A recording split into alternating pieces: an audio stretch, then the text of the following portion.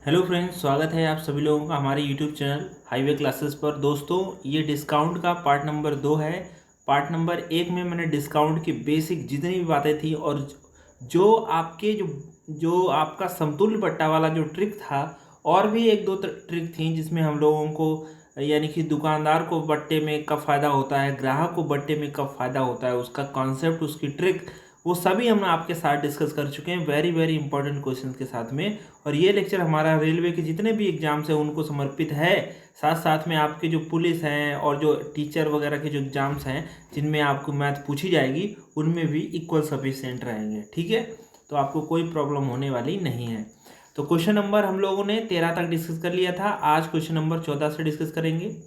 देखिए, किसी वस्तु का अंकित मूल्य 600 रुपये है। विक्रेता 20% का बट्टा देने के बाद भी 20% का लाभ प्राप्त करता है। वस्तु का क्रय मूल्य ज्ञात कीजिए। तो दोस्तों, एक दो बातें हैं फिर से हम आपको बताएंगे कि जो हमें लाभ और हानि होती है, यानी कि लाभ हो या हानि हो, ये हमें सीपी पर होती है। और एमपी पर कह लीजिए, एमआरपी पर कह लीजिए। एमपी मतलब मैक्सिमम प्राइस, यानी कि अंकित मूल्य।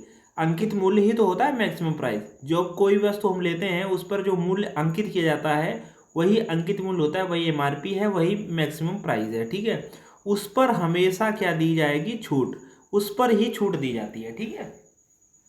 अच्छा, इनमें एक दोनों में आपस में एक रिलेशन है कि अगर आपने मैक्सिमम प्राइस पर छूट दे दी तो वो आपका विक्रय मूल्य बन जाएगा। क्या बन जाएगा? विक्रय मूल्य, मतलब एसपी हो जाएगा। और आपने अगर सीपी पर, यानी कि क्रय मूल्य पर लाभ या हानि कुछ भी ले लिया तो वो भी एसपी बन जाएगा। वो भी क्या बन जाएगा? एसपी, यानी कि वो भी विक्रय मूल्य बन जाएगा।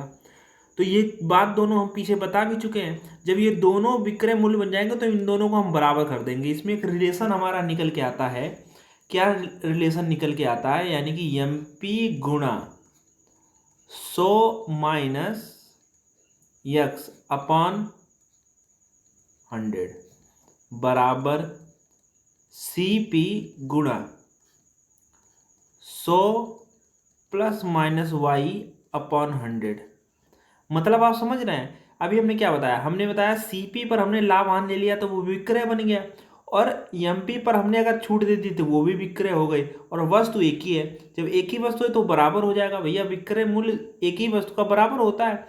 अब विक्रय मूल्य निकालने के दो तरीके हैं। या तो आप क्रय मूल्य पर लाभांश ले लो, या तो मैक्सिमम प्राइस पर छूट दे दो, तो भी आपका विक्रय मूल्य निकल जाएगा। तो विक्रय मूल्य ही है तो दोनों बराबर है, इसीलिए हमने यहाँ पर क्या कर दिया है? दोनों के बीच में बराबर कर दिया है। बस ये फार्मूला आप लिख लेंगे तो दोस्तों बहुत ही हेल्प करेगी आपको। इसमें आप चार चीज़ें निकाल सकते हैं। कितनी? चार।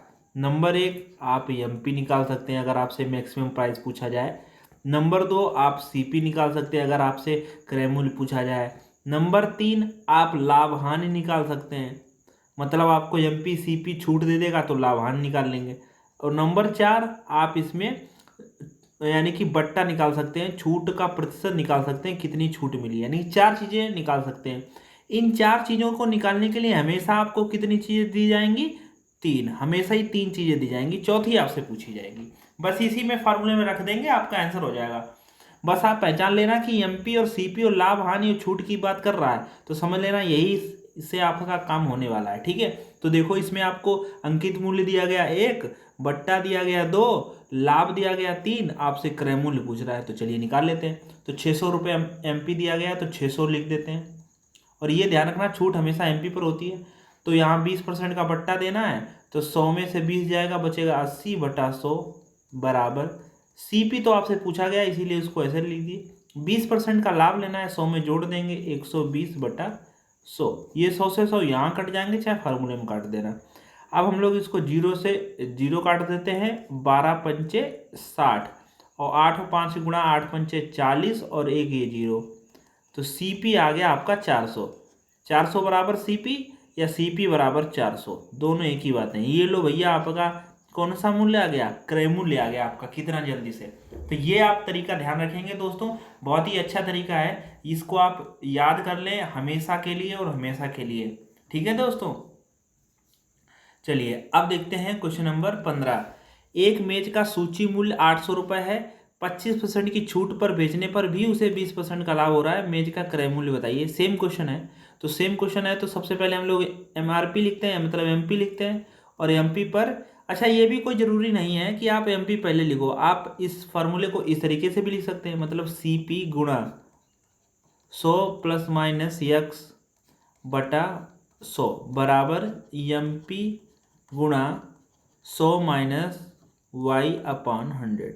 यानी कि MP पर 100 माइनस ही लगेगा, क्योंकि छूट में हमेशा घटता ही है, जुड़ता नहीं है। लाभ में यहाँ जुड़ेगा, हानि में यहाँ घटेगा, ठीक है। तो ध्यान रखना है, इसको ऐसे भी लिख सकते हैं, चाहे MP पहले लिख लो चाहे CP पहले लिख लो, दोनों के बीच में है तो बराबर ही। अब जो निकालना हुआ करे उसको पहले लिख लो। जैसे हमें क्या निकालना है, मेज का क्रयमूल निकालना है, तो क्रयमूल हमने पहले लिख दिया, मतलब CP पहले लिख लो। अब CP पर लाभ लेना है कितने का, 20% का, तो 120/100 बराबर MRP कितना दिया गया 800, तो 800 गुणा छूट कितनी है 25 की, तो हो जाएगा 75/100। तो ये 100 से 100 कट जाएंगे, तो 0 से ये 0 कट जाएगा।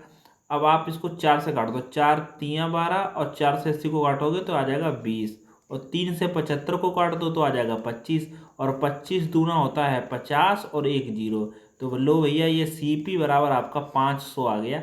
यही अपना आंसर है, यानी कि यहाँ पर क्रय मूल्य कितना हो गया, 500 क्रय मूल्य हो गया, ठीक है जी, 500 में। अगला क्वेश्चन नंबर 16। एक पुस्तक विक्रेता 10% छूट पर पुस्तक बेचता है, यदि उसे 8% का लाभ हो तो क्रय मूल्य ज्ञात कीजिए। यदि MRP 120 है, तो सेम क्वेश्चन है, आपको CP निकालना है और 8% का लाभ हो रहा है, तो 108/100 बराबर MRP है 120 और 10 की छूट देनी है, तो 90/100। 100 से 100 कट गया, तो अब आप 12 एकम 12 और 12 नेमा 108, ठीक है, और 9 से इसको काट देंगे तो यहाँ बचेगा 10, तो 10 दशमलव यानी कि CP कितना आ गया आपका 100। ये अपना आंसर है, ठीक है। तो बहुत ही इजी आपको पता चल गया है। अब आप उसको फिट करते रहिए और अपना आंसर निकालते रहिए। तो देखिए, एक घड़ी का अंकित मूल्य 1600 है, ठीक है, 25% बच्चे पर बेची जाती है, तो 10% का लाभ होता है, घड़ी का क्रय मूल्य बताइए। तो दोस्तों अब ये आपके लिए है जो है HW, यानी कि इसका आंसर आप हमें कमेंट बॉक्स में बताएंगे लिखकर।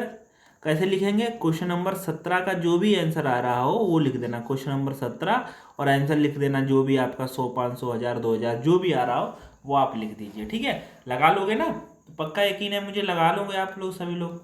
अब क्वेश्चन नंबर 18 देखिए।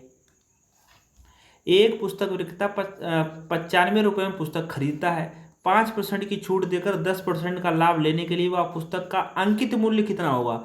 तो दोस्तों आपको CP दिया गया है, MP पूछ रहे हैं, लाभ दिया गया और आपको छूट दी गई। तो 4 चीज़ों में 3 चीज़ें दी गई, चौथी पूछ रहे हैं। तो हमने बताया था जो पूछे उसको पहले लिख दो। अंकित मूल्य पूछा गया इसीलिए MP पहले लिख दिया, MP, और MP पर हमेशा छूट होती है, कितने की है 5 की, तो बचेगा 95/100 बराबर। अब यहाँ CP कितना होता है 95 होता नहीं, मतलब दिया गया है 95, और 10% का लाभ लेना, मतलब 110/100। 100 से 100 कट गया, 95 से 95 कट गया, तो MRP आपको कितनी रखनी पड़ेगी 110 रखनी पड़ेगी। यही अपना आंसर है। तो इसमें 4 चीज़ें निकलती हैं, यानी कि 4 फार्मूले ना याद करके, 4 शॉर्ट ट्रिक याद ना करके, बस आप एक लाइन याद रख लेना है, और वो भी हमने इजी से बता रखी है कि भैया MP पर छूट होती है और CP पर लाभ आनी होती है। दोनों, अगर MP पर छूट दोगे तो विक्रय मूल्य बन जाता है, और CP पर लाभ आने लोगे तो भी विक्रय मूल्य जाता है, इसीलिए दोनों को बीच में बराबर लगा देते हैं, ठीक है। अगला क्वेश्चन नंबर 19। एक दुकानदार 460 में एक सामान खरीदता है, ठीक है, 8% छूट देकर 12% लाभ लगाने लिए अंकित मूल्य कितना होगा। यानी कि MRP पूछा गया है, MP, तो छूट कितने की 8 की, तो बचेगा 92/100 बराबर CP कितना है, यानी कि वस्तु कितने में खरीदी 460 में, गुणा लाभ कितने 12% का लाभ लेना है, तो 112/100। 100 से 100 ये कट जाता है। अब आप इसको काट दिए, 23 चक्कू 92 होता है, 23 दूना 46 होता है, और 4 से काट देंगे तो 4 पंचे 20 होता है। तो MRP आ जाएगा आपका 12 पंचे 60, 5 एकम 5, यानी कि 560 रुपया यहाँ पर आपको अंकित करना पड़ेगा। यही अपना आंसर है 560। अगला क्वेश्चन नंबर 20। एक फर्नीचर 1740 की लागत पर तैयार किया गया। 15% लाभ लेने के लिए 13% की छूट पर फर्नीचर का अंकित मूल्य क्या होगा। सेम क्वेश्चन है, कई क्वेश्चन लगा चुके हैं। आपको एमआरपी बताना है, मतलब एमपी बताना है, तो इसका आंसर आप हमें कमेंट बॉक्स में बताइए। क्वेश्चन नंबर 20 का आंसर आप हमें क्या बताएंगे, कमेंट में बताएंगे। ये डिस्काउंट चल रहा है बट्टा और लाभ हानि के, हम लोग 70-80 क्वेश्चन पीछे डिस्कस कर चुके हैं। ये बट्टा है, हालांकि दोनों एक में ही मिलाकर पढ़ लिए जाते हैं, लेकिन मैंने अलग अलग कर लिया है, ठीक है, उसमें ऐसी कोई बात नहीं है, क्योंकि बट्टा और जो लाभ हानि की जो मिक्स क्वेश्चन है वो हम लोग डिस्काउंट में ही डिस्कस कर लेंगे, ठीक है। क्वेश्चन की मात्रा कम नहीं होने वाली, बहुत ही अच्छे क्वेश्चन और अच्छे अच्छे क्वेश्चन है। अंकित मूल्य कितना होगा, तो हमें भैया अंकित मूल्य कितना होगा ये आप हमें कमेंट बॉक्स में बताएंगे क्वेश्चन नंबर 20 का आंसर डाल के। चलिए क्वेश्चन नंबर 31, उस सोफा सेट का अंकित मूल्य कितना होगा जिसकी लागत 3320 रुपये है। 17% छूट देकर 21% का लाभ लेना है। बिल्कुल सेम क्वेश्चन है, लेकिन हम लगा देते हैं। एमपी कितना होगा, तो एमपी के साथ में छूट होती है, तो 17 का छूट है और 21 का लाभ लेना है। 17 का छूट है तो पहले 10 का छूट दो तो 90 बचेगा, 90 में से 7 गए तो बचेगा 83/100 बराबर।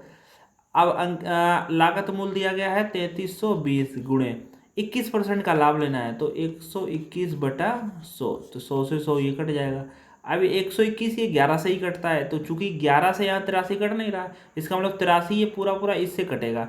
अब देखिए 3 का ऐसा पाड़ा पड़ी है जिसमें लास्ट में 2 आ रहे हो, तो 3 एकम 3, 3 दूनी 6, 3 तिया 9, 3 चौको 12, हो सकता है ये 4 बार कट जाए, तो 4 तिया 12 के 2 हासिल 1, 4 अठे 32 और 1 33, तो पूरा ये 4 बार गया, तो 4 एकम 4 और 4 बार गया, यहाँ 40 बचा। तो अब 4 से गुणा कर लेंगे, एमपी आ जाएगा। जीरो का पहले जीरो लिख लो, 4 एकम 4, 4 दूनी 8, 4 एकम 4, यानी कि 4840 रुपये एमआरपी आपको रखनी पड़ेगी, ठीक है जी। कट तो आप कर ही लेंगे। हाँ क्वेश्चन नंबर 22, वस्तु का अंकित मूल्य 20% छूट देकर 24 रुपये में बेची गई वस्तु का अंकित मूल्य क्या होगा। कोई वस्तु अंकित मूल्य पर 20% छूट देकर 24 में बेची गई तो वस्तु का अंकित मूल्य क्या होगा। तो भैया अंकित मूल्य पर ही हमेशा छूट दी जाती है, यानी कि अंकित मूल्य पूछ रहे हैं तो 20% की छूट दी गई है, तो ये सवाल चेंज हो गया।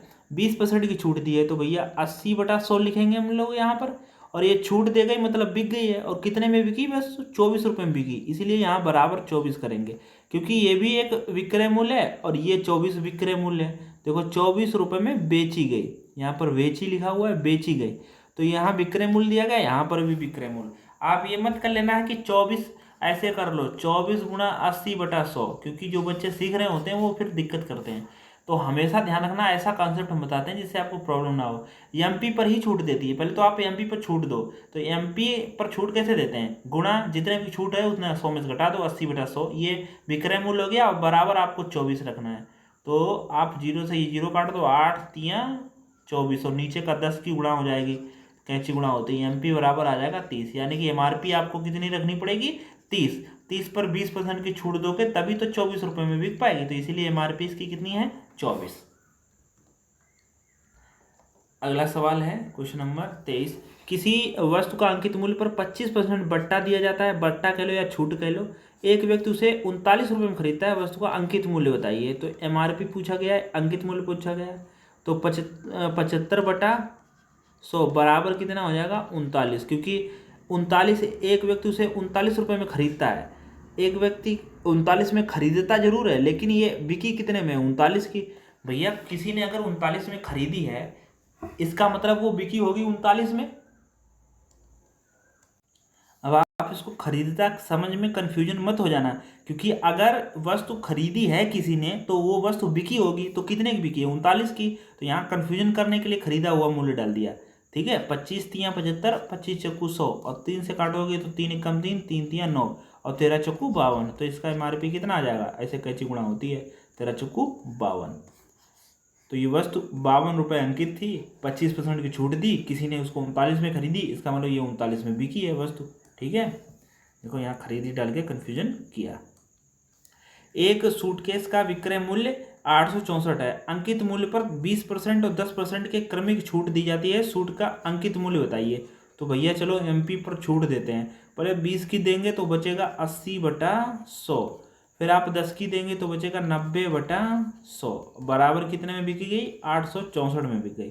कोई दुकानदार है वो 20 और 10 एक साथ 30 की नहीं दे रहा, होशियार है, पढ़ा लिखा है, इसलिए वो कह रहा है पहले 20 की ले लो फिर 10 की ले लो। तो MRP पर उसने पहले 20 की छूट दी फिर 10 की दी, एक और एक दो, 2 जीरो कट गए यहाँ से। अब 8 एकम 8, तो 8 एकम 8 ना जाने के जीरो, 8 अट्ठे 64, फिर 9 से काट दोगे, 9 एकम 9, 9 दूनी 18, तो MRP कितना आ गया? 12, और ये कैंची गुणा 100 जाएगा तो हो जाएगा 1200। इसका मतलब उसका MRP 1200 था, उसने पहले 20 की छूट दी फिर 10 की दी, तो वो वस्तु कितने की पड़ी जाके? 864 की पड़ी जाके। ठीक है, ये देखिए 2 तरीके से हमने छूट निकालना आपको सिखाया।